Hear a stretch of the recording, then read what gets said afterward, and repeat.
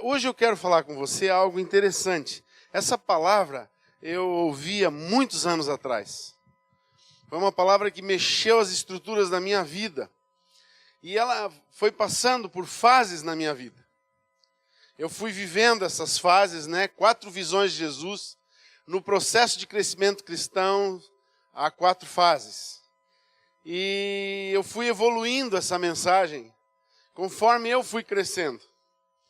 E hoje eu estava conversando com o pastor Link e disse, e aí, a palavra, E eu estava com ela no coração e já tinha um monte de coisa assim no meu coração que eu queria mudar nela e colocá-la no nosso contexto da igreja de hoje. E aí ele disse, não, a pessoa que a gente tinha pensado pediu para não ser hoje. Eu disse, que bom, então fica para terça-feira que vem, porque daí hoje eu vou dar essa palavra. Eu estava com ela no coração e eu gostaria que você acompanhasse comigo isso. Todos os seres humanos que entram no reino de Deus passam por 4 fases. Engraçado que nós estudando a nossa visão de estratégia de trabalho, que não é maior do que as pessoas, você já deve ter gravado isso, As pessoas são mais importantes que as estratégias, mas as estratégias, elas têm se resumido, lembra? Ganhar, consolidar, edificar, treinar, enviar. Ali até tem 5, mas consolidar e edificar, assim elas se misturam, Uma evolução, são 4 fases. E essa visão, você mesmo, eu vou falar outras coisas hoje, mas eu gostaria de que você pegasse essa mensagem hoje, se você trouxe sua agendinha, e você começasse a anotar coisas, porque ela vai ser útil para você passar a visão no grupo de crescimento, ela vai ser útil para você explicar para um discípulo a visão e a estratégia da igreja, como que se desenvolve a fé cristã na vida de uma pessoa. Tudo isso você tem ali e é subsídio para você. Então, procure anotar e crescer. Esse slide está à disposição, qualquer pessoa que quiser pegar, pode até melhorar ele também, não tem problema, Cada fase dessas 4 sempre começa com uma visão de Jesus. Aliás, eu queria dizer para você, tudo começa com uma visão. Não existe nenhum trabalho que não comece com uma visão. Alguém quer fazer um empreendimento, ele tem uma visão do que vai acontecer, ele começa a estruturar um empreendimento. Começa com uma visão. Tudo começa com uma visão. A igreja é a única que não pode ficar cega. Até porque a descida do Espírito Santo diz que nós teríamos sonhos e visões. Então a igreja tem que ser a primeira em ter visões. O teu grupo, você tem que ter visões com o grupo. Pastor, mas nós temos uma visão da igreja. Sim, mas isso não impede você de ter visões e estratégias de evangelismo, de abordagem, visões de como trabalhar o discipulado, de como melhorar o discipulado. O Espírito Santo habita em você, eu creio nisso. E você vai ser muito usado pelo Espírito Santo. Amém? Então, vamos observar estas fases e como podemos ajudar nesse processo como discipuladores, Então, a primeira visão que a gente tem de Jesus, que qualquer pessoa pode ter de Jesus, para entrar no reino de Deus, é ver Jesus na cruz. Ninguém vai entrar no reino de Deus sem ver a obra redentora de Cristo na cruz do Calvário. O primeiro passo que a gente vive é aquele encontro com a cruz. O encontro com a cruz, ele é terrível. Às vezes a gente diz assim, nossa, é maravilhoso, é bom, o encontro com a cruz é muito gostoso. Não, não é gostoso não, amados. No encontro com a cruz, a gente se sente pecador, a gente se sente injusto, a gente olha para ele e diz, você não devia estar aí, eu devia estar aí. É doloroso esse processo. A gente pensa, maravilha, maravilha, depois que a gente passou por ele. Mas a gente tem que se arrepender de pecados, e tem muita gente que nessa fase foge do reino de Deus, porque ela não quer encarar o arrependimento. Ela não quer reconhecer o pecado, ela não quer entrar e entravar uma luta com ela mesma, com a alma dela, para dizer, chega. Davi, se você ler os Salmos, você vai ver que Davi conversava muito com a sua alma. Ele tinha vários diálogos com a alma dele, né? E nós temos que ter esse diálogo. E a cruz, ela nos leva a essa situação, né? Como eu falei, nós somos pecadores, nos arrependemos de tê-lo feito sofrer por nossos pecados. Você já sentiu essa dor de orar e dizer assim, Jesus, os meus pecados te fizeram sofrer? Você já teve esse momento diante da cruz? Isso te faz crescer, amado. Isso faz com que a tua experiência tenha um selo de autenticidade. Porque é o Espírito Santo que convence a gente do pecado, da justiça e do juízo. Essa passagem pela cruz, ela vai exigir que você entenda o que é pecado, o que é justiça e o que é juízo. Né? Quem fez a matéria da EDM, já quem não fez, vai crescendo, né? Na EDM 1 para ano que vem entrar na EDM nível 2 e aprender. Mas nós nos vemos pecadores, aí você diz, mas e onde está a justiça? A justiça foi feita em Cristo. Ele é a nossa justiça. E o juízo ele sofreu no nosso lugar, para que nós não fôssemos mais condenados. É isso que o Espírito Santo está falando ali, resumindo essa doutrina ali, né, do pecado, da justiça, do juízo, é isso. É a passagem pela cruz. Não é pela cruz iluminada, dando um cenzão lá que vai resolver, não. É passar pela cruz com alma, é derramar sua alma diante daquela cruz e dizer, Jesus, obrigado.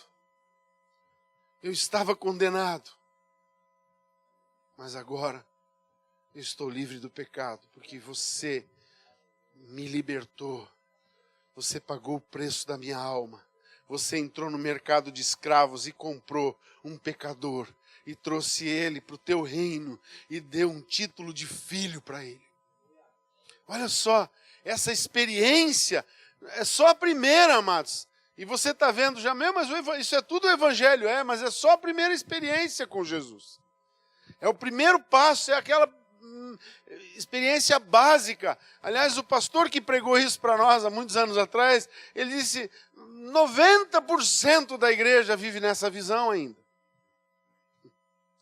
Nós estamos numa transição justamente para sairmos. Não é que a gente tem que abandonar essa visão, ela é uma fase. Agora nós temos que subir os degraus, né?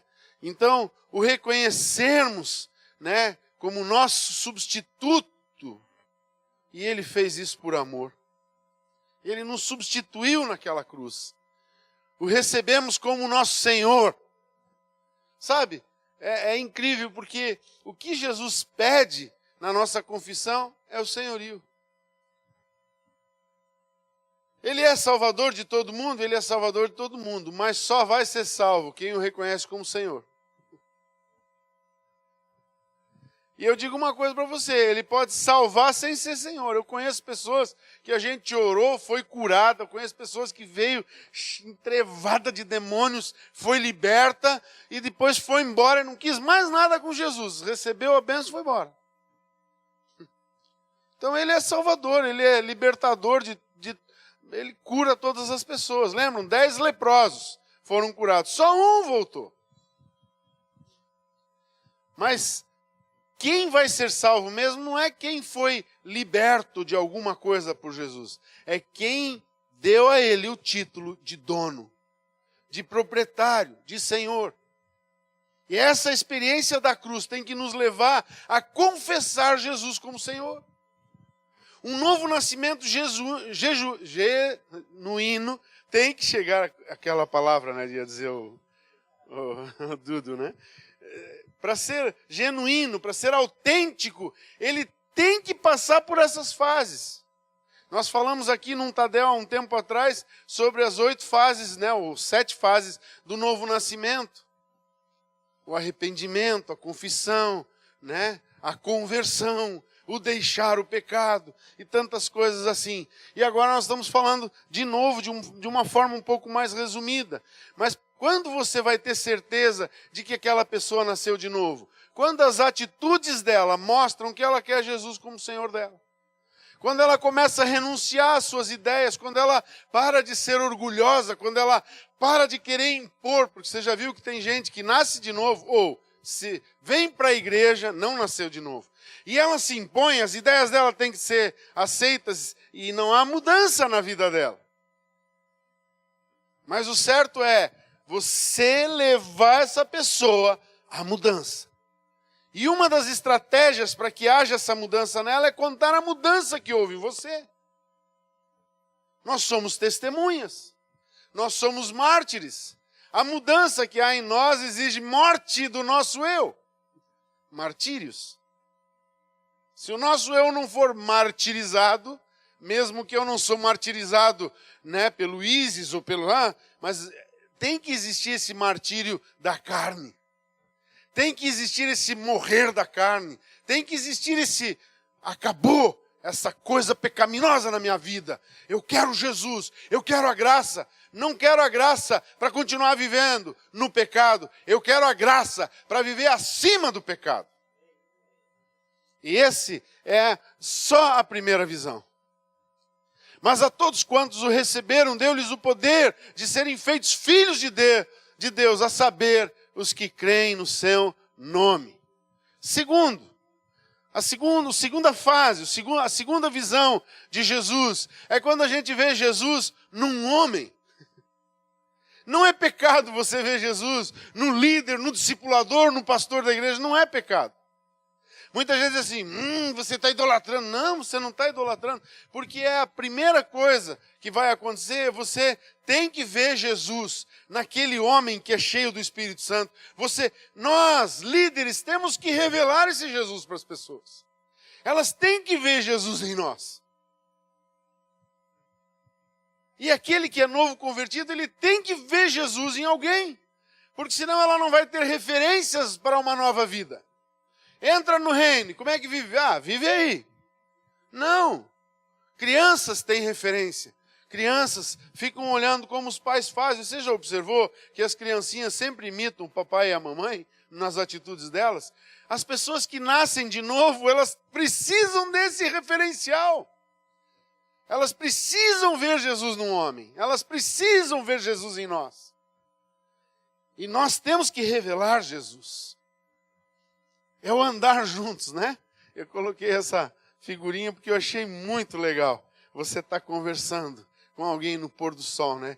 Ali, acho que tem assuntos de sobra, né? Pai, como é gostoso quando um filho chega cheio de dúvida e em vez de perguntar para qualquer um, ele diz, pai, preciso falar com você. E ele senta com você assim, ele está todo sem jeito, mas diz, pai, é que... E daí de repente vem aquela pergunta, que para ele até ele pensa assim, acho que é uma pergunta idiota. Mas é a melhor coisa que tem, porque nesse momento ele está confessando, pai, eu confio de que Jesus te usa. Quando um discípulo vem perguntar para o discipulador, seja uma pergunta muito singela, ela é, nossa, que pergunta, né? Mas é um sinal de dizer assim, é que eu confio em você. É que eu vejo em Jesus em você. Eu creio que o Senhor vai me responder através de você. O Senhor quer usar você na minha vida. Todo novo nascido, ele vai viver essa fase. Se ele pular essa fase, ele se desvia. É por isso que tem tantas pessoas desviadas, elas querem pular fases. Elas entram no reino querendo ser usadas, profetas. Não, eu nasci com um chamado, já nasceu de novo, né? Não, querido, você tem que nascer de novo e ser bebê. Ninguém nasce grande. Só aquele cara daquele filme louco lá, que ele nasceu velho e foi ficando criança. Mas é horrível, se você é um desses, é pior, que conforme o tempo vai passando, você vai começar a incomodar na igreja. É melhor você nascer criança e o tempo ir passando e você começar a ser útil na igreja. Né? É a fase. Tem que existir essa fase. Como dizia um amigo meu, ele disse assim, é a fase do por quê? É quando a criança começa. Por quê? É porque a mamãe precisa fazer isso. Por que a mãe precisa fazer isso? A mãe precisa fazer isso porque vocês precisam comer. Por que a gente precisa comer? Eles perguntam tudo por quê. Né? Mas o discípulo vive isso também. Por que o culto é assim? Por que eles oram desse jeito? Por que tem retiro? Por que nós vamos ter vigília agora sexta-feira, às 22 horas? Né? Lembrando aí, pessoal, vigília. Não pode faltar nenhum líder, hein? Nós queremos orar por você. Queremos que você esteja num momento sendo consagrado e coberto de oração.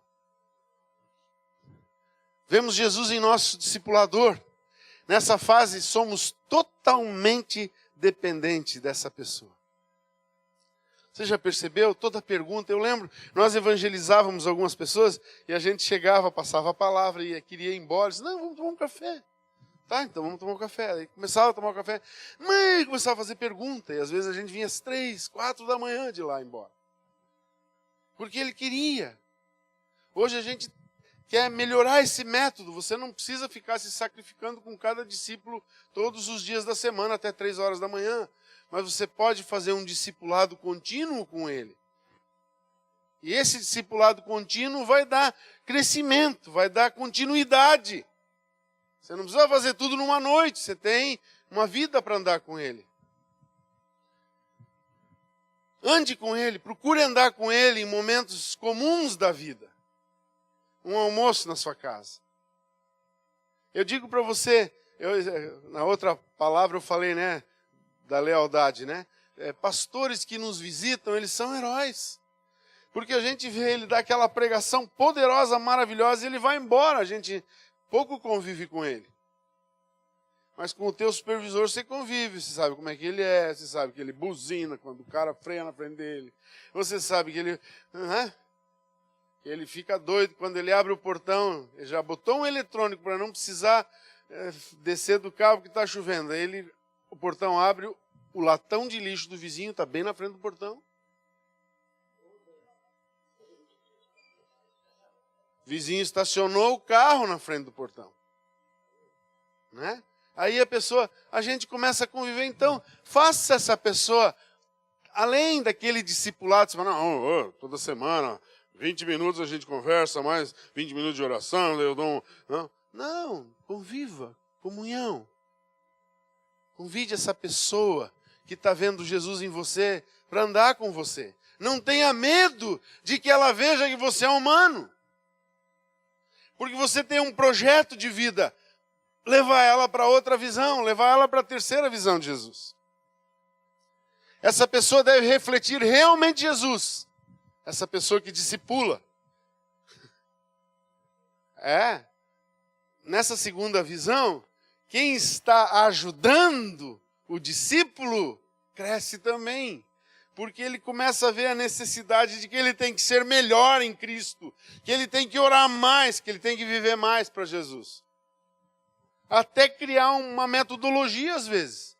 Eu sou difícil assim, eu gosto de organização, mas eu mesmo, comigo mesmo, eu sou um pouco relaxado. Eu tenho que estabelecer horários, senão eu pifo. Eu tenho que estabelecer uma metodologia. Não, você tem que acordar essa hora, você tem que fazer tal coisa a tal hora. Se eu não determinar isso, eu não faço. Eu me conheço. Mas eu preciso revelar Jesus para aquela pessoa. Então eu vou melhorar, porque eu não quero decepcioná-la. Mas eu também sei de uma coisa. Eu não sou perfeito, mas eu posso ser maduro. Amém? O discípulo confia que essa pessoa quer ser igual a Jesus. Ela olha para você e diz assim, ele tem defeito, mas eu vejo assim que ele quer ser igual a Jesus, e eu quero ser igual a ele, porque eu também quero ser igual a Jesus. Esse é o segredo dessa visão. Ensinando-os a guardar todas as coisas que vos tenho ordenado. É uma fase onde quem vai ensinar? A Jesus. Não, irmão. Eu sou discípulo de Jesus. Mas Jesus não vem falar com você todas as semanas. Quem vem falar com você sou eu, teu discipulador. Para quem você pode ligar de madrugada dizendo, acabou a gasolina, estou sem dinheiro, pode vir me socorrer? É para mim, não adianta você ligar para Jesus.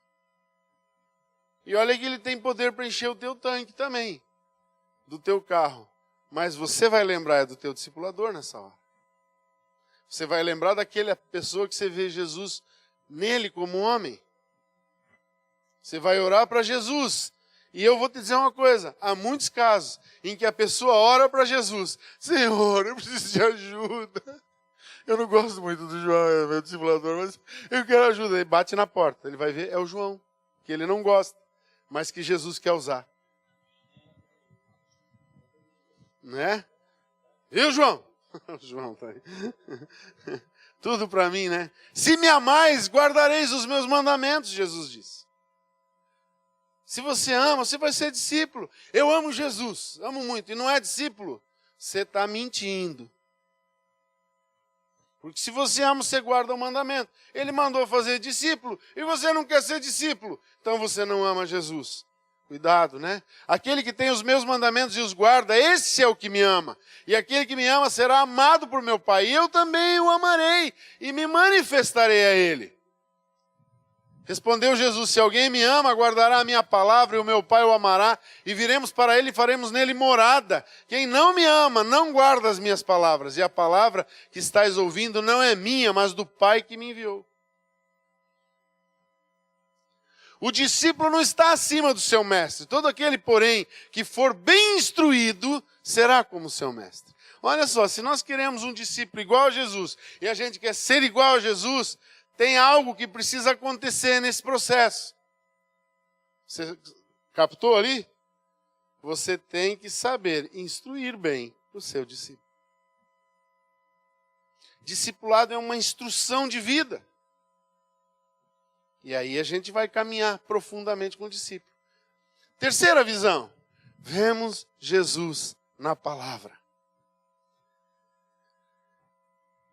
Esse pastor que ministrou aquela vez, ele disse assim, olha, eu vejo 90% da igreja naquela primeira visão.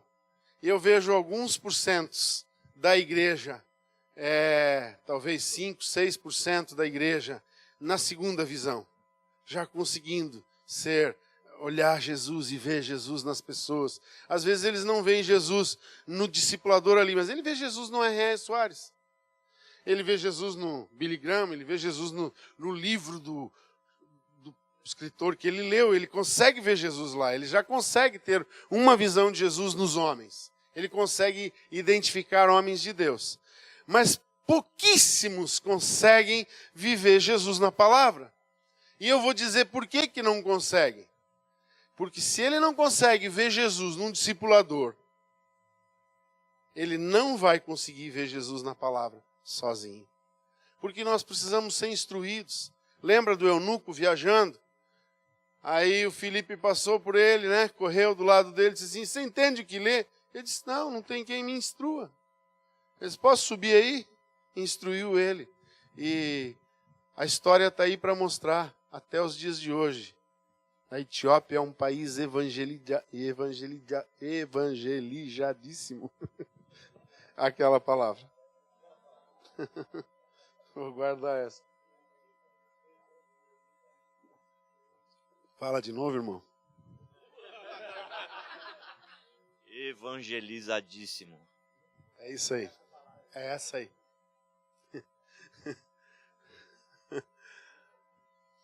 Habite ricamente em vós a palavra de Cristo. Instruí-vos e aconselhai-vos mutuamente em toda sabedoria, louvando a Deus com salmos, hinos e cânticos espirituais, com gratidão em vosso coração. A palavra só vai conseguir, a pessoa só vai conseguir ver Jesus na palavra se o discipulador dela levar ela aconselhando e instruindo em toda sabedoria. Senão ela nunca vai conseguir chegar lá. Sozinha uma pessoa não consegue descobrir as coisas da palavra. E eu digo para você por quê? Porque Deus escolheu usar gente. Deus planejou que a gente fosse discipuladores e fosse discípulos e crescesse e desenvolvesse. É quando amadurecemos e passamos a confiar também na palavra de Deus. E é muito bom que você leve esse discípulo a viver na palavra. Porque se você tropeçar, ele vai aprender a usar a palavra na sua vida. Ele não vai mais te julgar. E aí vem uma coisa boa, que a gente tem que crescer. Nós que discipulamos, temos que olhar para os nossos discipuladores e não julgá-los. Porque aquilo que nós semeamos, nós colhemos. Vive criticando o líder. A pessoa que ele vai discipular vive criticando ele. É uma semente. Não sei por que eu tenho tanto problema com o discípulo. Primeira pergunta que você deve fazer: como eu estou sendo? Eu como discípulo. Se eu estou tendo problema com discípulos, onde eu estou errando eu como discípulo? Né? Porque eu tenho que aprender. Eu tenho que crescer. Não olhamos para os homens, e sim para a obra de Deus no meio dos homens. Uma experiência que a pastora Arlene teve, que gerou essa frase, o Espírito Santo deu para ela essa palavra.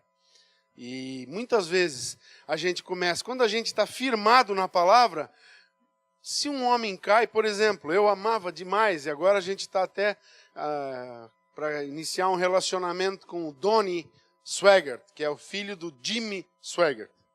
Eu amava Jimmy Swaggart, eu gostava de ouvir as pregações dele. Eu me inspirava nele, eu queria ser pregador. Eu não era pregador, mas eu gostaria de ser pregador.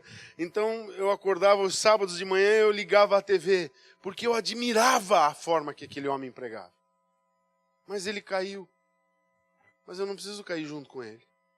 Eu não preciso desistir de Jesus porque ele caiu. Porque eu não vejo mais Jesus só nele, eu vejo Jesus também na palavra de Deus. E é nesse nível que nós temos. Se nós queremos realmente fazer discípulos de Cristo e não nossos somente, nós temos que levar estas pessoas a crer na palavra, a viver a palavra, a se encher da palavra, a ver Jesus na palavra, a crer que Ele é o que Ele diz que Ele é. E a revelação dele está lá em João capítulo 1, né? Versículo 1. No princípio era o Verbo. E o Verbo estava com Deus. E eu gosto de uma versão mais moderna que diz assim: e o Verbo é Deus. Ele não era Deus, ele é Deus ainda, sempre vai ser Deus. Quarta visão. É quando vemos Jesus em nossas vidas. Esse pastor disse que ele conhecia muitos pregadores e muitas pessoas na terra, mas ele conhecia pouquíssimos homens que viviam nessa visão de Jesus. Mas o plano de Deus é que ele queria ter na terra muitos homens assim. O apóstolo Paulo passou por um processo muito difícil na vida dele. Ele se converteu de uma forma milagrosa. Ele jamais imaginaria que quando ele fez aquela pergunta: quem és tu, Senhor? E ele diz que ele fez essa pergunta em hebraico, porque a voz que respondeu ele em hebraico também. Quando ele falou: quem és tu, Senhor? Ele não perguntou assim: quem és tu, ó homem, ó Senhor? Né? Como vai, Senhor Leonardo? Como vai, Senhor Haroldo? Não foi Senhor de ser um homem. Ele perguntou: quem és tu, Adonai? Deus. Porque ele acreditou que aquilo só podia ser feito por Deus. E a maior surpresa do apóstolo Paulo, né, quando Saulo ainda, é que quando ele faz essa pergunta: quem és, Deus? E ele responde: sou Jesus a quem tu persegues. Eu sou Deus, Jesus a quem tu persegues. Isso é uma revelação extraordinária que ele teve. Aí ele vai, fica cego lá e faz jejum. Tem muito crente que... Será que temos que ficar cego para fazer jejum? Misericórdia da gente, Senhor. Não que o jejum vai te levar a ser melhor pelo jejum em si, mas o renunciar às coisas vai te fazer mudar os valores espirituais das coisas. Né? E daí ele vai de encontro aos discípulos e os discípulos ficam com medo dele. Não, esse cara está dando um golpe, ele está se fazendo de crente só para descobrir quem somos, para depois ele vir prender e matar. Ficaram com medo dele. Aí ele ficou tão entristecido que ele foi embora. Daí Deus disse, ó, precisa entrar na segunda visão. Barnabé foi lá e disse, cara, olha para mim. Aprende comigo, anda comigo. Mas palavra você conhece, só que agora eu vou te instruir na palavra.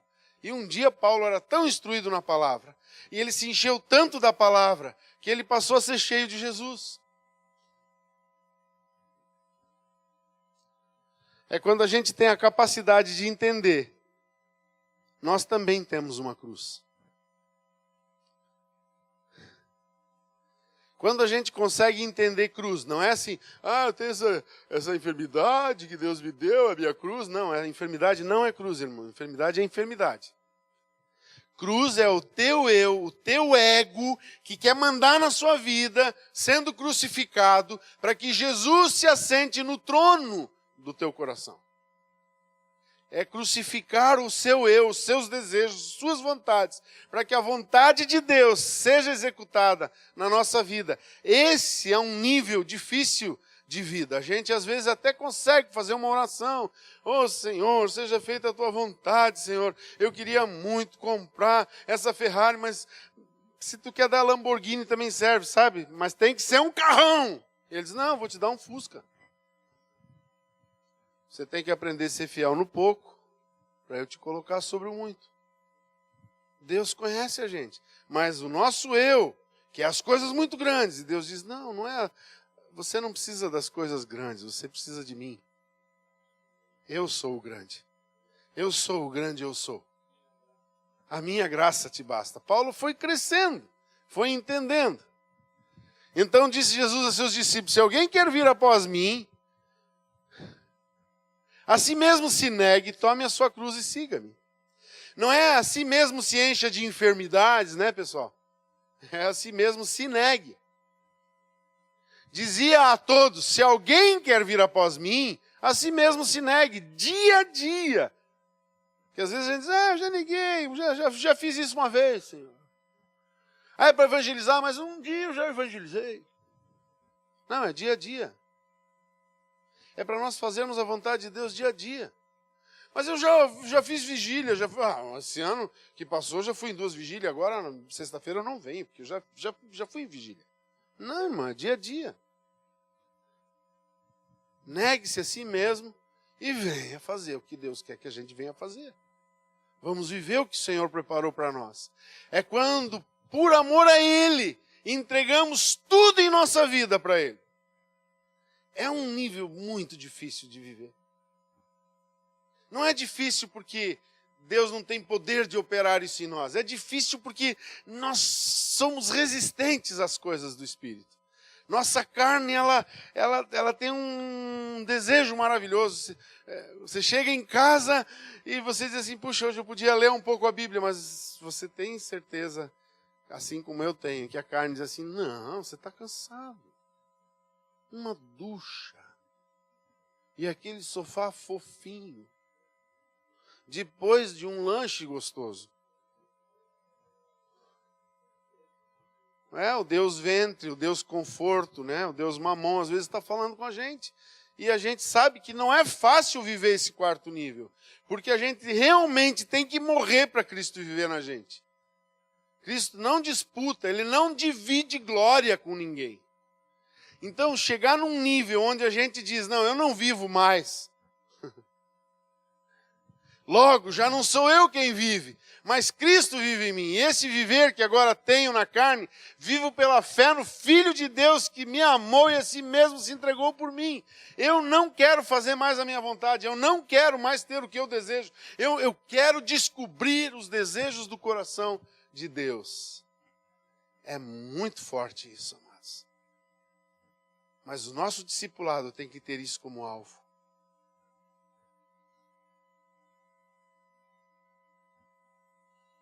Eu lembro que uma vez eu fui pregar em Floripa, logo que a igreja a gente começou a igreja aba aqui, então muitas igrejas se ligaram a nós, e já existia uma aba em Florianópolis, que era o pastor Paulo Silas, e ele se ligou, e daí a gente começou, um convida o outro para pregar, e ele convidou o pastor Alberto não pôde ir, aí ele disse, então vem o Haroldo. Daí eu fui lá e preguei e falei sobre fé naquele dia, sobre entrega.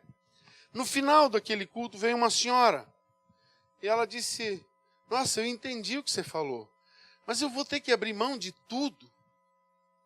Eu trabalhei muito tempo, ela disse, no Espiritismo. E eu fiquei muito rica lá. E você está dizendo que eu tenho que abrir mão de tudo isso para ter a Cristo? Eu disse, tem que. Mas e se eu perder tudo?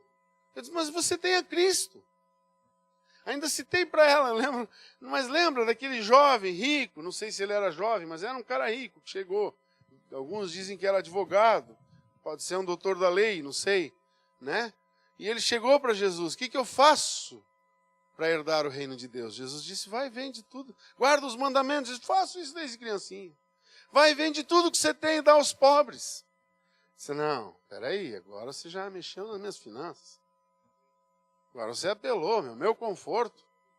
Você mexeu nas coisas que eu amo. Você já imaginou? Deus diz assim, dá a tua casa, dá teu carro, dá tudo que você tem e vem me seguir. Aí você chega e diz assim, pois é, pastor, estou vendo Jesus em você aí, né? Vejo Jesus no senhor, o senhor falou para vender tudo e vendi, agora vai morar onde? Não, nós temos adaptamos uma casinha aqui no fundo, aqui embaixo da caixa d'água aqui. É um depósito, mas a gente bota uma cama para você lá. Aí o cara diz, pô, eu estou abandonando, né?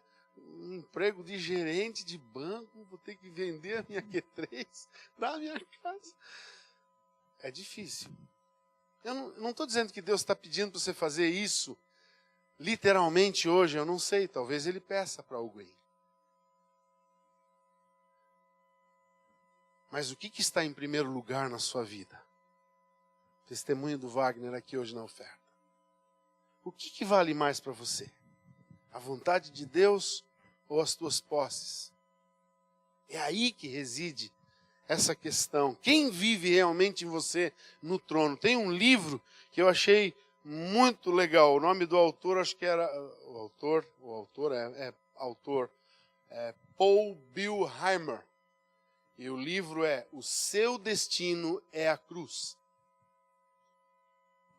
É um livro maravilhoso. Se você achar esse livro, eu recomendo, vale a pena ler.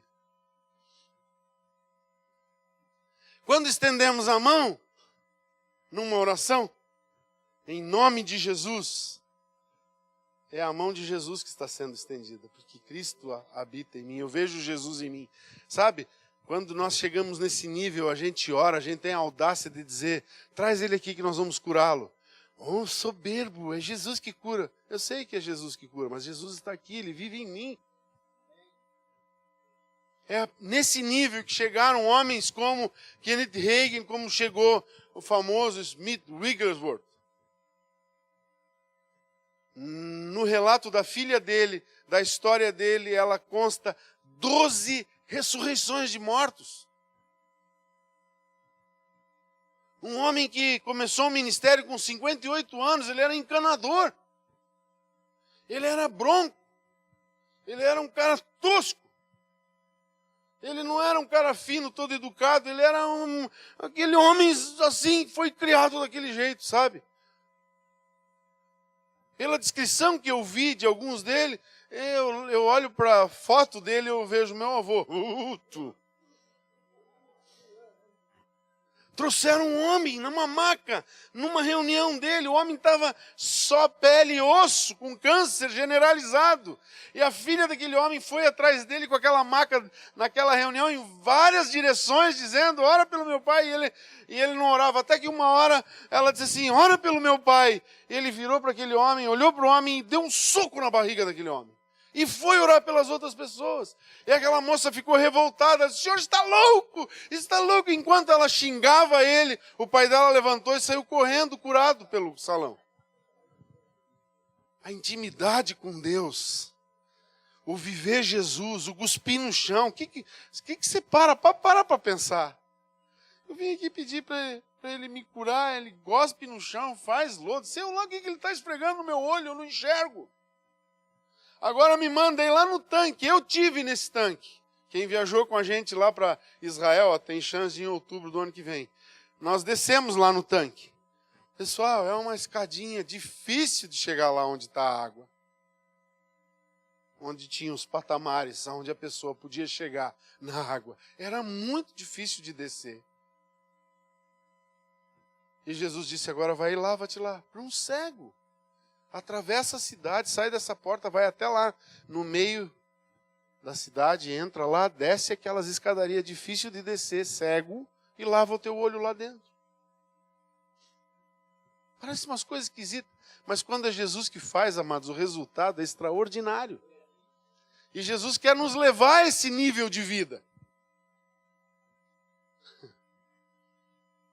Vou combinar com vocês. Eu tenho tentado, mas eu vou combinar de novo. Quando eu digo alguma coisa assim, impactante, vocês dizem amém, glória a Deus, alguma coisa assim, tá? Deus quer nos levar a esse nível. Aleluia, receba essa unção sobre a sua vida. Eu igual a Jesus. Eu igual a Jesus. Você teria coragem de dizer assim, eu e Jesus. Jesus não fica chateado se você falar isso, sabia? As pessoas dizem assim, ai que soberbo. Jesus vai dizer, ai que discípulo. As pessoas dizem, olha só, quer se exibir. Jesus diz, ele quer me obedecer. Porque ele quer fazer o que eu quero fazer. Ele quer ser igual a mim. Ele entendeu o propósito.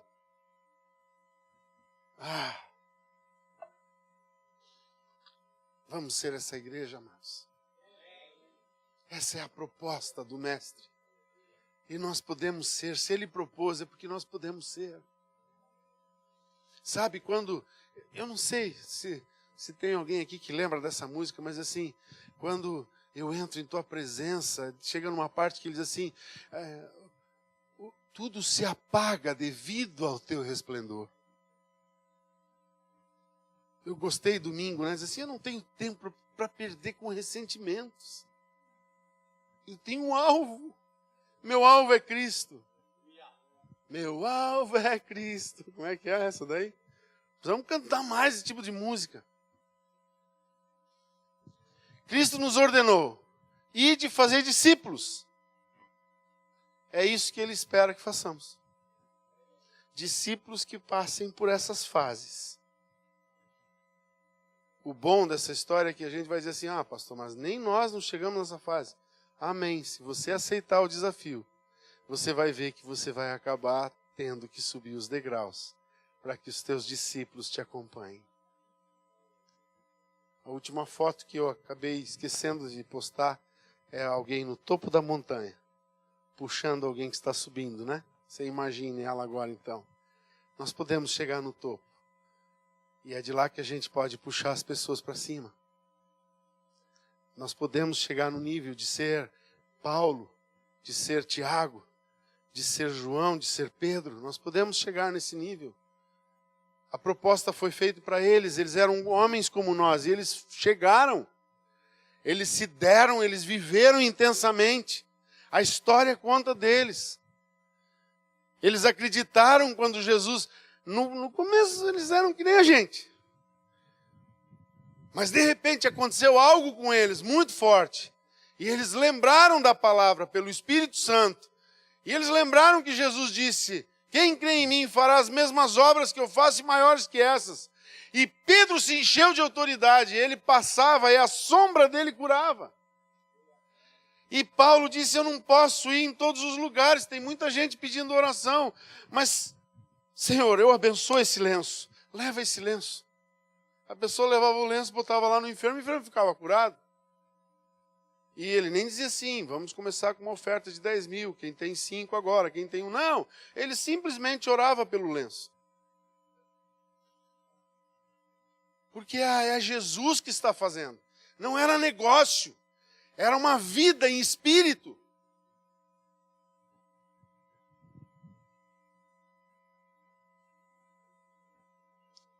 De que adianta grandes catedrais, templos? Jesus disse, eu não habito em templos feitos por mãos humanas. Jesus quer habitar num templo construído com pedras vivas. Eu lembro que os discípulos foram expulsos do templo, do verdadeiro templo de Salomão, né? Aí eles disseram, vamos achar um lugar, acharam um pátio muito grande, que era um pátio da feira de Jerusalém, junto da porta chamada Formosa. Hoje não tem feira, tem espaço para nós. E começaram a ir para lá e faziam cultos lá. E enchiam aquele pátio da glória de Deus. Não é o lugar que nos enche da glória de Deus. É a glória de Deus que enche esse lugar. E a glória de Deus que está em nós que enche esse lugar. Deus quer usar você. E era a hora de você dizer amém, você esqueceu de novo. Deus quer usar você. Deus quer me usar.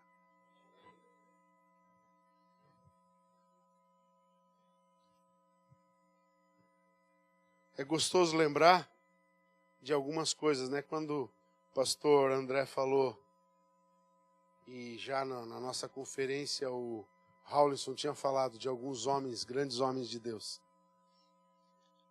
Moody também não era um homem muito jovem.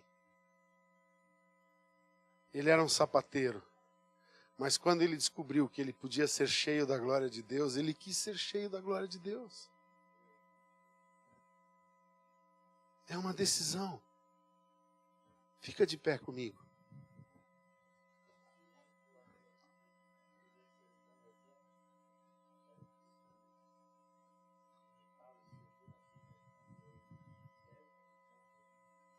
Amém? Fala.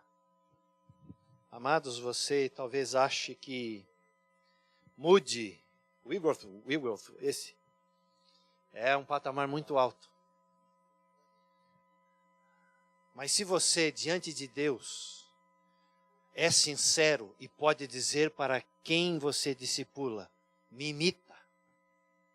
Se o seu modo de viver glorifica a Deus, e se o seu modo de viver pode ser repetido por outros, se o seu modo de se relacionar com Deus pode ser reproduzido por pessoas ao teu redor, você já está muito longe. Se você puder, sinceramente, diante de Deus dizer assim, me imita. Vive como eu vivo. Faz como eu faço. Se você já chegar aí, você já tem uma estatura boa, meu irmão. Você já tem uma maturidade muito boa. Quando outros podem te copiar em todos os aspectos da tua vida ao servir ao Senhor. Se você tem que esconder coisas, se você pode dizer assim, não, tudo não. Se tem coisas que você precisa esconder embaixo do tapete, aí você e eu precisamos crescer um pouco mais. Mas quando Pedro dizia isso, olha para mim. Senhor, olha para mim. Se você já pode dizer para as pessoas ao teu redor, olha para mim, já está no caminho certo. Paulo diz em 1 Coríntios 4, versículo 16, admoesto-vos, portanto, a que sejais meus imitadores. 11:1, sede meus imitadores, como também eu sou de Cristo. E Filipenses 3:17.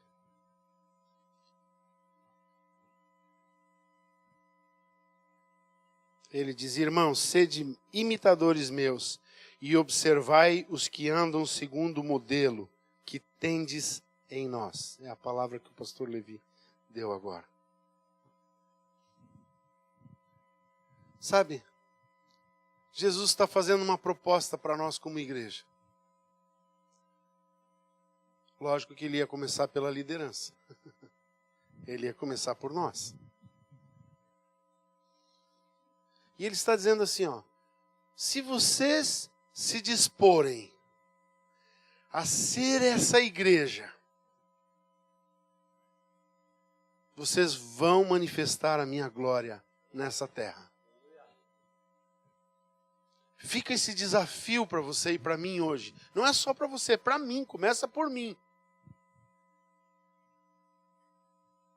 Eu quero, Senhor, essa proposta. Eu quero uma mudança na minha vida.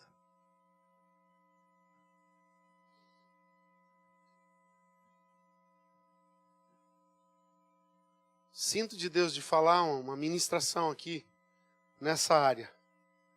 Amanhã, pessoas vão ter experiências com Jesus.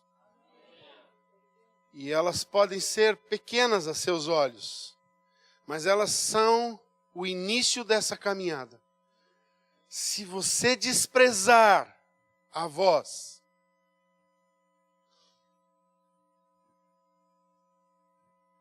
o Espírito Santo pode se retirar. Ela diz, a palavra de Deus nos exorta, não extingais o Espírito. Se você ouvir a voz, obedeça. Obedeça. Obedeça. Hoje o irmão Logan veio aqui à frente quando deu um errado lá atrás. Não saiu como a gente queria que saísse.